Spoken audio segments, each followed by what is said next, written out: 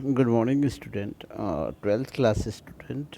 जैसा कि आप लोग जानते हैं कि हम लोग सरफेस केमिस्ट्री कर रहे हैं, तो आज सरफेस केमिस्ट्री में हम लोग इससे प्रीवियस क्लास में हमने देखा था कि ऐसे कौन कौन सी कोलाइड हैं जो हमारे जीवन में चारों ओर हम लोग दैनिक जीवन में उपयोग में लेके आते हैं, हमारे चारों तरफ हैं। तो प्रीवियस वीडियो का नाम ही हमने कोलाइड अराउंड अस रखा था।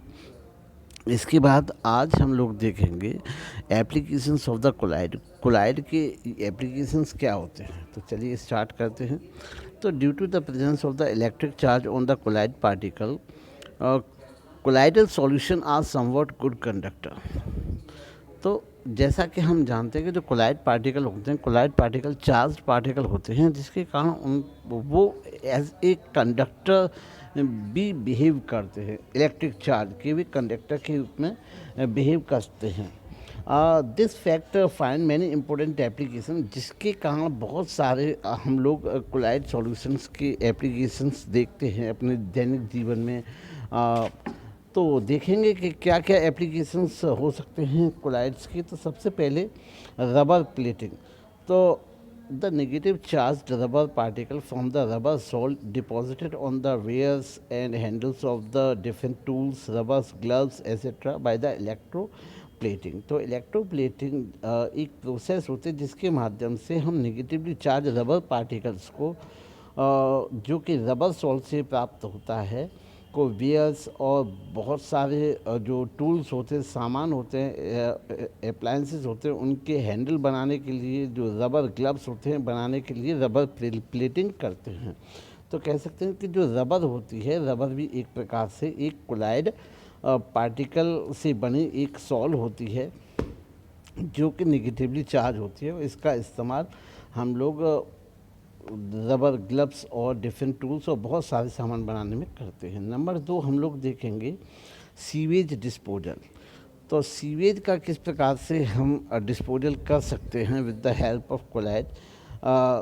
तो हम लोग जानते हैं कि sewage water contain particles of dirt, rubbish etcetera. तो हम लोग जानते हैं कि जो सीवेज होता है, सीवेज में काफ़ी डर्ट पार्टिकल होते हैं और कूड़ा होता है जो कि कहीं ना कहीं एक कोलाइड पार्टिकल के साइज़ का होता है, तो जिसके पास चार्ज भी होता है। So therefore do not settle down easily, जिसके कारण कोलाइड पार्टिकल होने के कारण वो प्रेसिपिटेट होकर बॉटम पर नहीं सेटल डाउन होता है। These particle can be remove by the process electrophoresis. तो ये जो पार्टिकल होते हैं, जो डर्ट पार्टिकल होते हैं, जो जो आपके कह सकते हैं रबिश पार्टिकल होते हैं, वो सीवेज से हम इलेक्ट्रोफोरेसिस प्रोसेस के द्वारा रिमूव कर सकते हैं। Dirty water is pass through the tunnel fitted by the metallic electrode which is maintain at high potential difference. जो जितना भी डर्ट पार्टिकल से युक्त जो पानी होता है, जो गंदा पानी होता है, उसको हम एक सुरंग या एक कह सकते हैं नाली के द्वारा, टनल के द्वारा, एक जो कि एक जिसमें मेटेलिक इलेक्ट्रोड होता है के द्वारा हम लोग पास करते हैं। और पास करने पर जो मेटेलिक इलेक्ट्रोड होता है, मेटेलिक इलेक्ट्रोड काफ़ी ऊंचे पोटेंशियल का होता है, काफ़ी अधिक इलेक्ट्रिक पोटेंशियल वाला होता है। The particle migrate to oppositely charge electrode. तो जो पार्टिकल उपस्थित आपके होते हैं सीवेज वाटर में, वो अपने अपोजिट चार्ज के जो इलेक्ट्रोड होता है उसकी तरफ अट्रैक्ट होते हैं और lose their charge and coagulate, और वो अपना चार्ज लूज कर देते हैं और जिसके कारण उनका कोएगुलेशन हो जाता है। The deposited matter is used as a manure. तो जो इकट्ठा हुआ जो पार्टिकल होते हैं, जो रबिश पार्टिकल होते हैं या डर्ट पार्टिकल होते हैं, उनका हम लोग इस्तेमाल मैन्योर या खाद के रूप में कर लेते हैं। And the water left behind use for the irrigation. और जो पानी होता है, पानी का इस्तेमाल हम लोग सिंचाई के लिए कर लेते हैं। Control smoke and precipitator. Smoke is made up of free collide particles by passing through the coat rail precipitator installed in the chimney and industrial plant। तो हम लोग जानते हैं कि जो स्मोक होता है, जो धुआं होता है, वो फ्री कोलाइड पार्टिकल से मिलकर बना होता है, जो जो आपका पास किया जाता है कोट्रिल प्रेसिपिटेटर के द्वारा। कोट्रिल प्रेसिपिटेटर जो होता है वो एक चिमनी में इंस्टॉल किया जाता है, होकर नीचे सेटल डाउन हो जाते हैं। फ्री गैसेस इस come out through the chimney, और जिसके कारण जो चिमनी से निकलने वाली जो धुआं होता है वो free of the carbon particle and dust particle होता है।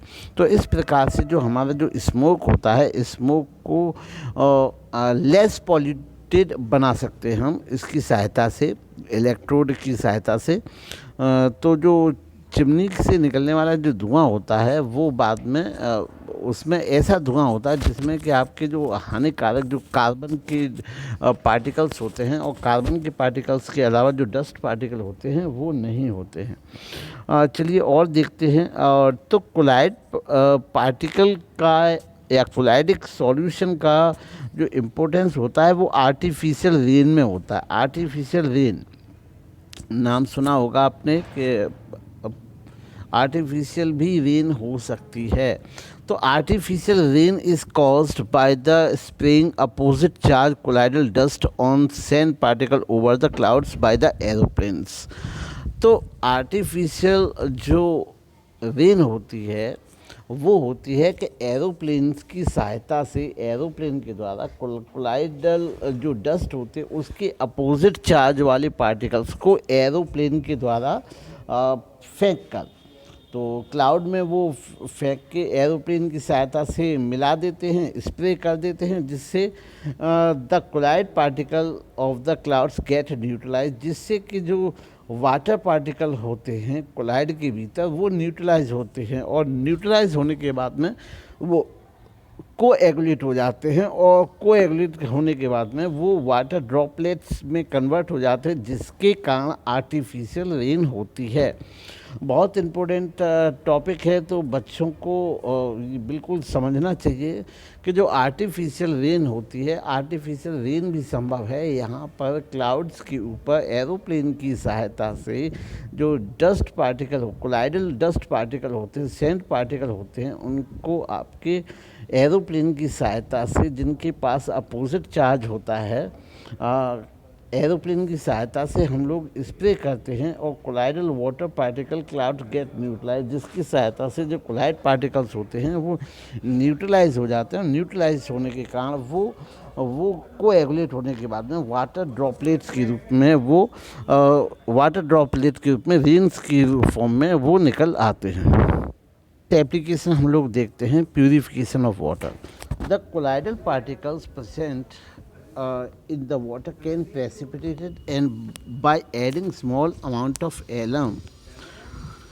तो जो कोलाइड पार्टिकल होते हैं जो कि पानी में उपस्थित होते हैं, थोड़ा सा फिटकरी डालने पर या थोड़ी सी मात्रा में फिटकरी डालने पर, जिसका फॉर्मूला K2SO4 डॉट Al2SO4 का होल साइज डॉट 24H2O होता है। बच्चे जानते होंगे, काफ़ी फेमस फार्मूला होता है। तो जो पोटास एलम को अगर हम फिटकरी की मात्रा को अगर हम पानी में मिला देते हैं, तो जितने भी कोलाइड पार्टिकल होते हैं, कोलाइड पार्टिकल आपके फिटकरी के Al3 आयंस के साथ फर्निश्ड होकर आपके कोएगुलेट हो जाते हैं, और जितने भी इम्प्योरिटीज़ होती हैं, इम्प्योरिटीज़ को अपने कारण वो नीचे सेटल डाउन कर लेते हैं, विच present in the colloidal form. तो इस प्रकार से आपने देखा कि जो कोलाइड होता है प्यूरिफिकेशन ऑफ वाटर में भी आपके एप्लीकेबल होता है। जैसे कि हम जानते हैं कि जो वाटर कंटेंट होता है, वाटर कंटेंट में भी काफ़ी कोलाइड पार्टिकल्स प्रेजेंट होते हैं। तो हम लोग थोड़ी सी फिटकरी की मात्रा को जब डालते हैं, तो ये फिटकरी की मात्रा से जो Al3+ आयन रिलीज होता है, ये वाटर में प्रेजेंट कोलाइड पार्टिकल को न्यूट्रलाइज कर देता है, और न्यूट्रलाइज होने के बाद में जब इनके चार्ज न्यूट्रलाइज हो जाते हैं, तो ये कोएगुलेट हो जाता है। कोएगुलेट होने के बाद में प्रेसिपिटेट डाउन हो जाता है। इस प्रकार से हम जो वाटर प्यूरिफाई कर सकते हैं। तो ये भी एक कोलाइड पार्टिकल का एक एप्लीकेशन होता है। अब आगे हम लोग देखते हैं मेडिसिन्स में। तो what is the use of the colloid particles in the medicine? तो most of the medicines are the colloidal in nature। तो ज़्यादातर हम बताएं कि जितने भी मेडिसिन होते हैं ज़्यादातर कोलाइड्स होती हैं। For example argyrol is a silver salt use in the eye lotion. तो आर्जिरॉल एक सिल्वर सॉल्ट होता है जिसका इस्तेमाल हम आँखों के लोशन के रूप में करते हैं। Colloidal antimony is used in using काला आज़र। तो काला आज़र आपका एंटीमनी की जो होता है वो आपका यूज़ किया जाता है। कोलाइडल एंटीमनी का इस्तेमाल हम लोग काला आज़र के ट्रीटमेंट में करते हैं। Colloidal gold is use in the intramuscular injection. और जो कोलाइडल गोल्ड होता है इसका इस्तेमाल हम इंट्रामस्कुलर इंजेक्शन के रूप में करते हैं। Milk of magnesia and emulsion use of the stomach disorder. और जो मिल्क ऑफ मैग्नीशिया होता है जिसको हम मैग्नीशियम हाइड्रोक्साइड को मिल्क ऑफ मैग्नीशिया कहते हैं। मिल्क ऑफ मैग्नीशिया को हम लोग जो स्टमक में इंडाइजेशन होता है, इंडाइजेशन आपका हाइपर एसिडिटी के कारण होता है, उसके लिए एज ए मेडिसिन हम लोग इस्तेमाल करते हैं। एज ए मेडिसिन हम लोग इस्तेमाल करते हैं। तो ये भी एक कोलाइड फॉर्म है। तो हम लोग देखते हैं कि जो कोलाइड है, कोलाइडल फॉर्म होती है, वो मेडिसिन में तो बहुत अच्छा खासा रोल अदा करता है। तो colloidal medicine are more effective because these having large surface area to easily assimilate. और जो कोलाइड होती हैं, कोलाइड मेडिसिन होती हैं, वो बहुत ज़्यादा इफ़ेक्टिव होती हैं। और इफ़ेक्टिव होने का पीछे का जो रीज़न है कि उनकी जो सरफेस एरिया होती है वो ज़्यादा होती है, जिसके कारण वो एसिमुलेट आसानी से हो जाती है। तो टैनिंग, तो animals hide the colloid in nature. जो एनिमल्स होते हैं वो कोलाइडल, उनकी जो स्किन होती है वो एक प्रकार से कोलाइडल इन नेचर होती है। When a hide which has positively charge particle is soaked in tannin which contain negatively charged colloidal particles, mutual coagulation takes place and this results in the hardening of the leather and process is termed as tanning। तो tanning एक ऐसी process होती है जिसके द्वारा हम लोग जो स्किन होती है किसी भी जानवर की, उसको हार्डनिंग करने का काम करते हैं। तो chromium salt is used for place of tanning. तो क्रोमियम सॉल्ट का इस्तेमाल हम लोग टैनिंग के लिए किया जाता है। Photographic plate and films, the photographic plates or film are prepared by the coating and emulsion of light sensitive silver bromide in a gelatin over glass plate and celluloid films। तो इस प्रकार हम लोग देखते हैं कि जो फोटोग्राफिक प्लेट होती हैं उनको भी हम जो सिल्वर ब्रोमाइड की जो एक इमल्सन होता है उसकी कोटिंग जिलेटिन के साथ ग्लास प्लेट पर करने पर हमें प्राप्त होती है।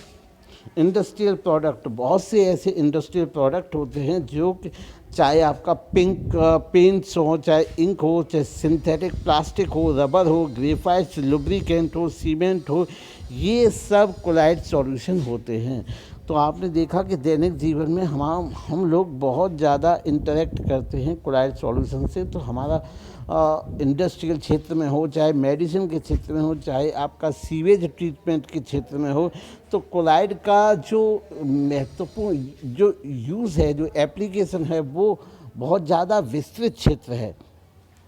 तो इस प्रकार से हमने आज देखा कि कैसे हम लोग जो कोलाइड है, कोलाइड के एप्लीकेशंस को समझा कि किस प्रकार से हम कोलाइड्स को एप्लीकेशन देखते हैं।